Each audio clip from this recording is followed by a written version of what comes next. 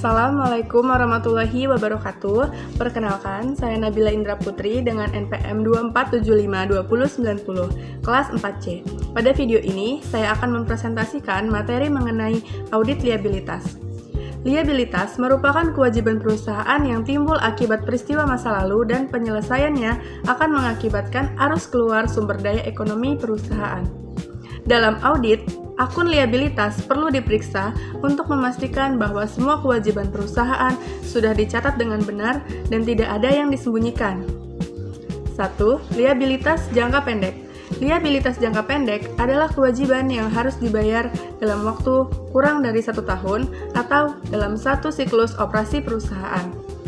Suatu liabilitas dikategorikan sebagai jangka pendek apabila 1. Akan diselesaikan dalam siklus operasi normal.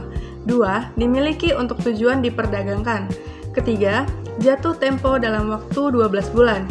Yang keempat, perusahaan tidak memiliki hak tanpa syarat untuk menunda penyelesaiannya lebih dari 12 bulan. Contoh liabilitas jangka pendek yaitu 1. Utang usaha, pinjaman bank jangka pendek, utang pajak, biaya yang masih harus dibayar, utang dividen, pendapatan diterima di muka, dan yang lainnya. Tujuan audit liabilitas jangka pendek yaitu untuk memastikan bahwa 1. Pengendalian internal perusahaan berjalan dengan baik. 2. Seluruh kewajiban telah dicatat secara lengkap. 3. Nilai kewajiban telah dihitung secara wajar. 4. Biaya bunga dan bunga terutang telah dicatat dengan benar. 5. Tidak terjadi pelanggaran terhadap perjanjian dengan bank. Keenam, penyajian dan pengungkapan telah sesuai dengan standar akuntansi yang berlaku. Selanjutnya, prosedur audit liabilitas jangka pendek. 1. Menilai sistem pengendalian internal perusahaan. Kedua, memeriksa dokumen pendukung transaksi. Ketiga, mencocokkan saldo utang dengan catatan perusahaan. Keempat, mengirim konfirmasi kepada kreditur atau pemasok. Kelima, memeriksa pembayaran yang telah dilakukan setelah tanggal laporan keuangan. Keenam, memeriksa perhitungan bunga dan pajak. Dengan prosedur tersebut, auditor dapat memperoleh bukti apakah saldo utang yang dicatat perusahaan sudah benar atau belum. Lalu, dalam audit terdapat beberapa asersi yang harus diuji. Yang pertama, kelengkapan. Auditor memastikan semua utang telah dicatat. Prosedur yang sering dilakukan adalah mencari kewajiban yang belum dicatat atau search for unrecorded liabilities. Kedua, keberadaan. Auditor memastikan bahwa utang benar-benar ada. Biasanya dilakukan dengan konfirmasi utang. Ketiga, penilaian. Auditor memastikan nilai utang telah dihitung dengan tepat melalui perhitungan ulang bunga dan akrual. Keempat, hak dan kewajiban. Auditor memastikan bahwa utang tersebut benar merupakan kewajiban perusahaan. Yang kelima, penyajian.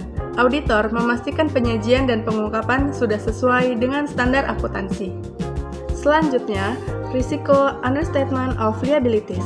Dalam audit liabilitas, auditor lebih khawatir terhadap understatement of liabilities, yaitu kondisi ketika perusahaan menyembunyikan atau tidak mencatat kewajiban yang sebenarnya ada. Hal ini berbahaya karena dapat menyebabkan laba terlihat lebih tinggi, rasio keuangan tampak lebih baik, dan kondisi perusahaan terlihat lebih sehat dari keadaan yang sebenarnya. Selanjutnya, liabilitas jangka panjang. Liabilitas jangka panjang merupakan kewajiban perusahaan kepada pihak ketiga yang jatuh tempo lebih dari 1 tahun. Contohnya antara lain kredit investasi, utang obligasi, wesel bayar lebih dari 1 tahun, utang kepada perusahaan induk atau afiliasi, utang subordinasi, bridging loan, utang leasing jangka panjang, dan yang lainnya. Tujuan dari audit liabilitas jangka panjang yaitu auditor memastikan bahwa 1. Semua transaksi telah diotorisasi dengan baik. 2. Kewajiban benar-benar milik perusahaan. Ketiga, aset yang dijaminkan telah diungkapkan. Keempat, perhitungan bunga dilakukan dengan benar. Kelima, tidak terjadi pelanggaran perjanjian kredit atau bank default. Keenam, penyajian dan pengungkapan sesuai dengan standar akuntansi. Selanjutnya, prosedur audit liabilitas jangka panjang. 1. Evaluasi pengendalian internal.